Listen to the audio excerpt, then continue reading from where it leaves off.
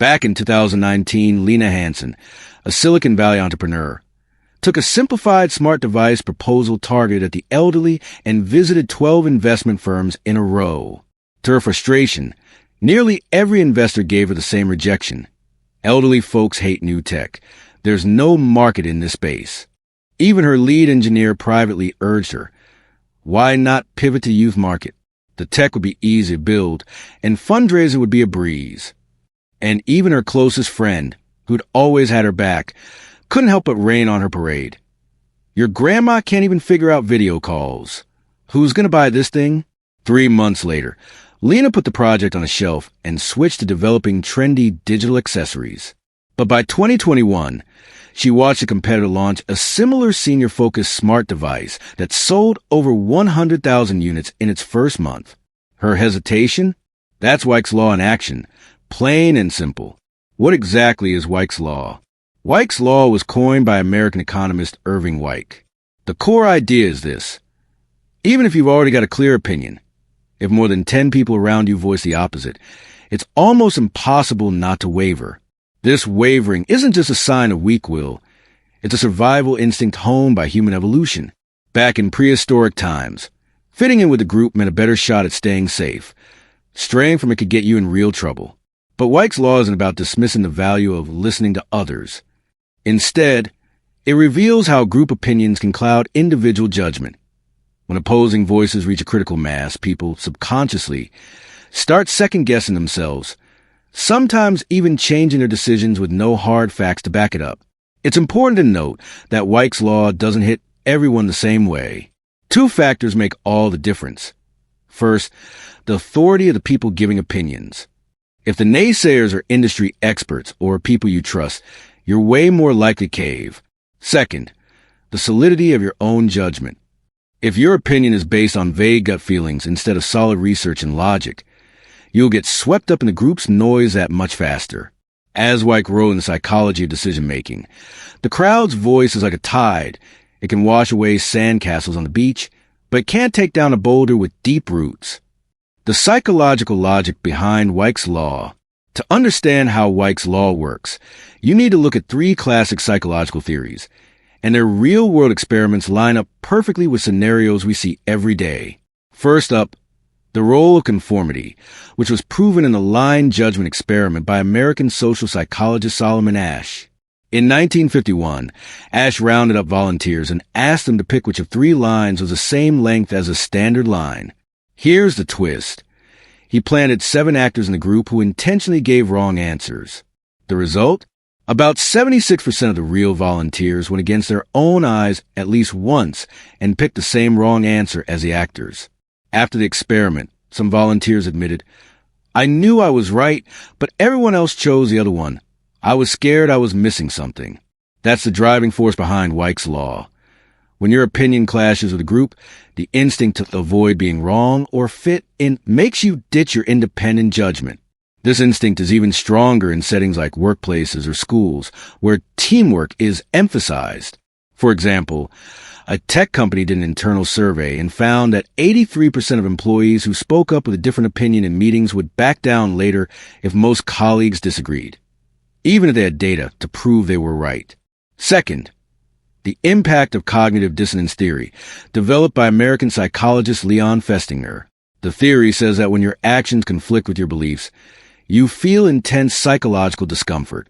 To ease that discomfort, people usually change their beliefs rather than their actions. This explains the active wavering we see with Weick's Law. Take Emily Cohen, a college student in 2020. She originally planned to major in art history, but caved to pressure from family and friends and switched to business. Her family argued, "You'll never get a job with an art history degree," and her friends joked, "You want to end up starving as a museum curator?" At first, Emily was dead set on art history. It was her passion. But the constant pushback made her feel cognitive dissonance. Am I being too selfish? Too unrealistic for sticking with art history? In the end, she changed her major to ease that discomfort. That's a classic case of cognitive dissonance, pushing someone to give in to the group. Third, the reinforcing effect of social identity theory. This theory says people use group opinions to confirm their own self-worth and whether their judgments are right. When the group disagrees with you, you start having an identity crisis. This hits even harder in the age of social media. For example, if a consumer believes in eco-friendly products but notices most people in their social circle say, eco-friendly stuff is a waste of money, they'll probably buy less of it, even if they still care about the environment. They're scared their choice will make them feel out of place and hurt their relationships. This desire for social approval makes Weick's law even more powerful in our information-overloaded world. Real-world examples of Weick's law. Weick's law plays out everywhere, from startups and innovation to public policy. The people and organizations that handle it wisely are the ones who break the mold and make real progress. In the startup world, Elon Musk's resistance to Weick's law is legendary. When Musk joined Tesla in 2004, the entire auto industry was bashing electric cars. GM CEO openly said, "Electric cars will never have enough range to meet consumer needs." Toyota argued, "Battery costs won't drop for a decade." Even Tesla's own engineers begged him, "Let's start with hybrids to lower the risk." Back then, way more than 10 people were against Musk's push for all-electric vehicles. But he didn't budge. It wasn't stubbornness. It was based on deep research into battery tech. His team's data showed lithium-ion battery energy density goes up 15% every 3 years. Later, Musk weathered investor pullouts and media bashing, kept pouring money into R&D, and eventually turned Tesla into a global leader in electric cars. Musk's story proves a key to fighting Weick's law. Don't shut out all opposing views, filter them. Take the constructive ones seriously, but stand your ground against opinions rooted in bias or short-sightedness. In business decision-making, Apple's launch of the iPhone also faced Weick's law head-on. When Steve Jobs announced the touchscreen iPhone in 2007, the industry laughed it off. Nokia's executives said, "Touchscreens are too imprecise. Consumers will go back to physical keyboards." Market research firms reported 80% of consumers prefer feature phones. Even Apple's own marketing team worried. "It's too expensive. We'll never crack the market." But Jobs was convinced touchscreen tech would redefine how we use phones. His user test showed that even if people struggled at first, after a week with the iPhone, their satisfaction shot up. In the end, the iPhone turned the entire phone industry upside down and proved Jobs' call on market trends was right. Apple's story shows that when the group's opinion is based on past experience instead of future trends, sticking to your independent judgment, rooted in user needs, is how you break free from Weick's law. In public policy, California's push for its Zero Emission Act also fought through Weick's law. In 2018, when California proposed making all new cars zero emission by 2035, oil companies and traditional automakers pushed back hard. Chevron launched an ad campaign claiming, "This law will make gas prices jump 30%. Ford and GM warned, "It'll kill auto manufacturing jobs in California." These arguments spread through lobbyists and the media, making some Californians skeptical. A poll at the time showed support for the law dropped from 58% to 45%, but California didn't back down. Instead, it released a detailed economic impact report, showing the law would create 200,000 jobs in the new energy sector, and hosted talks between experts and the public to ease fears. Today, California's renewable energy share has jumped from 32% 2018 to 55% 2024, and its economy has stayed steady. This case shows that handling Weick's law in public policy takes patience and strategy.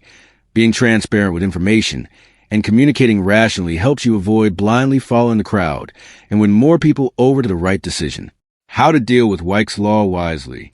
In a world where group opinions are everywhere, we all face Weick's law at some point. To hold on to your independent judgment, you need to build a defense system in 3 ways. First, strengthen the foundation of your own judgment.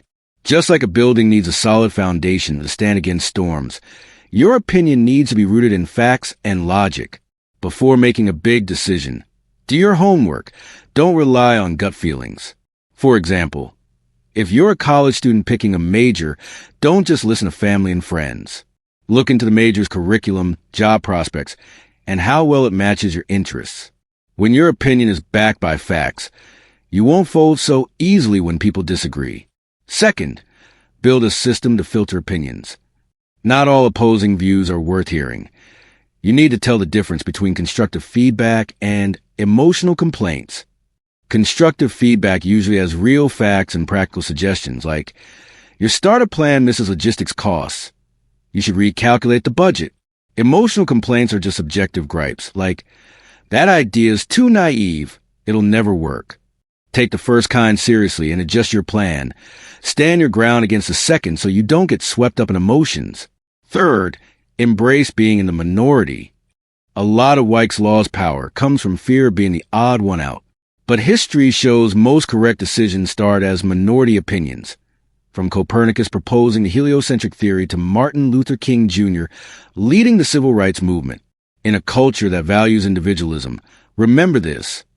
Sticking to the right judgment, even if you're alone at first, is way more meaningful than blindly going along with the crowd. Weick's law isn't a monster. It's just a common psychological quirk in how humans make decisions. From Silicon Valley entrepreneurs to public policy makers, the people and organizations that handle it well all share one trait. They're open to listen to others, but they also have the courage to stay true to themselves. In a world full of noise, learning to keep your independent judgment amid the crowd isn't just a great response to Weick's law. It's the key to moving yourself and society forward.